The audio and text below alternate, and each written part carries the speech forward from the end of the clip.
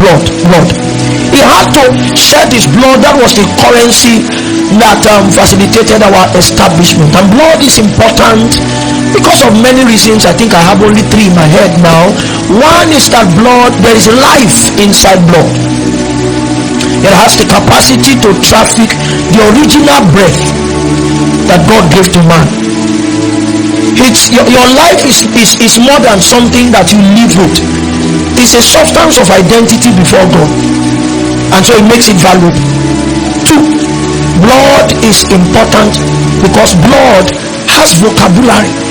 It can speak. The Bible was speaking to us in Hebrews chapter 12 that this substance called the blood of Abel, or the blood of the Christ, spoke better things than the blood of Abel. The blood of Abel actually was asking for justice. This blood, on the other hand, was beckoning on God for mercy. It means the voice of mercy is stronger than the voice of justice. Blood. Now these tools I'm mentioning, they are not just tools that establish our priesthood. They are also tools that an accurate priest must understand, because there's not much that you will do in the territory outside blood. I'll give you a story. A time came when I was in one of the hospitals in our town, a private hospital, and the doctor that I met was not because I was sick. My dad is a doctor, so the owner of that hospital happens to be one of the younger doctors that he raised, who is now a senior consultant too. But one of the doctors there, as a resident, looked at me and said, "Pastor, you do ministry around the school." He said, "But there's a problem. I have met," it was November of that year, "I have met a particular lady who has gotten pregnant 4 times in this 1 year and has come to the teaching hospital for abortion 4 times in 1 year. When I was in school in final year, they brought a lady to me also here in Mina. She was attempting her 12th abortion. She was in our set. And then her fellowship president was like, she has been with us all this while. She was actually a cell leader, so you know the church. This lady, this is the 12th, and we're trying to encourage her, but she's adamant. So I had to sit with her. If it's the first one, maybe it's happenstance. If it's the 12th one, it means a spirit is involved. Because you see, abortion is sacrifice on the altar of self. It's a price that you pay so that you can keep your dignity, so that you can keep your reputation. So it's sacrifice. That's how the spirit realm sees it. You are the God that you are serving. So I tried to talk her out of the process, and then she said her parents will kill her. I said, okay, when you went this way, were you not thinking that your parents will kill you? Pregnancy is not a sin. It's just a consequence. So if you take out the sin, then the consequence will not happen. Okay, can we approach the father of this baby because of the ranking of that person on our campus that time? Maybe he has retired now.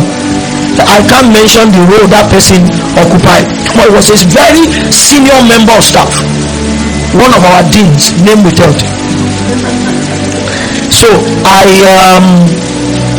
pleaded with her, but after a few days she called me and said, well, the abortion has been carried out, and one of her brothers swore that she will never be pregnant. Well, mercy. It was the last pregnancy she aborted. She actually got married when we were still in youth service, and the first delivery was a set of twins. You see, God is merciful, and you see, the mercy of God makes me live my life with a lot of fear. You know why? Because you see, some people have been wicked all their lives, and at the nick of time they are lying. There are also people who have been righteous all their lives, that at the nick of time they begin to misbehave. It means heaven will furnish us with the presence of certain men we never thought will be in the kingdom, but there are many people you know in the kingdom that you also not see. So it makes me afraid. So in our city that time, we began to experience an event. I'm just talking about God. And the doctor said, this lady is the fourth time this year, and there are many ladies who come from that school, the university, to abort in this hospital. Abortion is at an all-time high. A few weeks later, 3 young men showed up in the school area with axes. They don't maim, they don't kill. They break into full hostels in the night, order everybody to come out, match a brother or a male and a female, and at the risk of being macheted, they tell them to have carnal knowledge of themselves. That's a common thing. It became very bad because in one of those hostels there was a precious sister, a sister scored of one of the most hallowed fellowships on campus. You know the fellowship. Her brother was visiting, and when the matching was done in that hostel, it was her brother against his sister. So this was not just going to be premarital sex, it was going to be incest. The lady pleaded and pleaded and pleaded. She was in 500 level, but at the risk of being macheted, the act still happened. She didn't finish in school. She just packed her load and moved away. I pray for her that she will find God again, because she was offended in God. How can I have kept myself for you, and then you allowed me go cheaply like this? When the news of that particular event got to me, I went to God and I began to pray. Let these men be apprehended. That's what a priest does. I began to cry as a deliverer. We saw that yesterday. Shout, restore. And then the Lord told me, I will not answer you. He said, because there's blood guilt in the land. I said, how did that happen? He said, you heard that the numbers of babies murdered for abortion has risen. The blood of those babies cry out to me from the ground, this land is cursed. I will not hear prayers here. So I mustered a prayer meeting, and in that prayer meeting, we did not cause the curse in the land. We entered into the Daniel chapter 9 posture. A priest identifies with the sins of the territory, not by act. We must wear it. So we were not praying, Lord, these people have committed abortion. We wept saying, Lord, we are abortionists. This is our life. This is what we do. We have killed a lot of babies. After a while, our hall of meeting became a weeping hall. But that night, those 3 young men were apprehended. That night. There are many things we are trying to do by force. The strength of a priest is wisdom. That's why you must be connected to God. You see, darkness understands the dynamics of the spirit realm. That plague in your family may be because a man who has headship has opened the gate.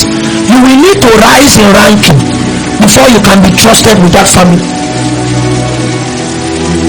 We have a brother now in the promotion. He gained admission after about 7 years of graduating secondary school. He's the only properly saved person in his house. Pardon me for using the word properly saved. Me, I understand that word. They are counterfeit salvation experiences, because what they preached to him was that you will not pass your exams if you don't give your life to Jesus. So his motivation was not pleasing God. He didn't see a departure from depravity into alignment. What he saw was something ephemeral. You can't be saved if the gospel was not preached to you. And passing exams is not a foundational reality of the gospel. You actually don't need Jesus to pass exams. I've heard you say it in the Southwest. I told them, where is school in Mina? I have people who are not Christians in my class. They can't explain what they are doing to you, but they have cramming ability, and they pass. So I called him. I said, have you found out why every year you write JAM this year you pass, but that same year you fail WAEC? And then the year you get all your papers in WAEC, you fail JAM, and there's no money to go through the pre-degree studies. Is there anybody prospering in your house? The way we unraveled it, I was going on an errand, and then he met me on the way and helped me carry my bag. When people serve me, it moves my heart.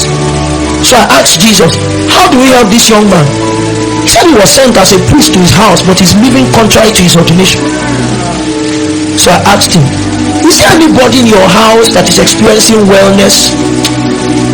That one dropped out of school, that one dropped out of school. This one is a tailor, but nobody comes to his shop. So I said, good. Stop praying for your admission. A priest is one who has decided that others can advance at my expense. That's a priest. I said, pray for them, that God should advance them. The proof that they have started advancing, even if you don't hear from them, is that your own admission will click. Okay, he's in 200 level now. It took him 10 months of engaging like that, and then life began to open up for his siblings, and ultimately he too stepped into where God had promised him.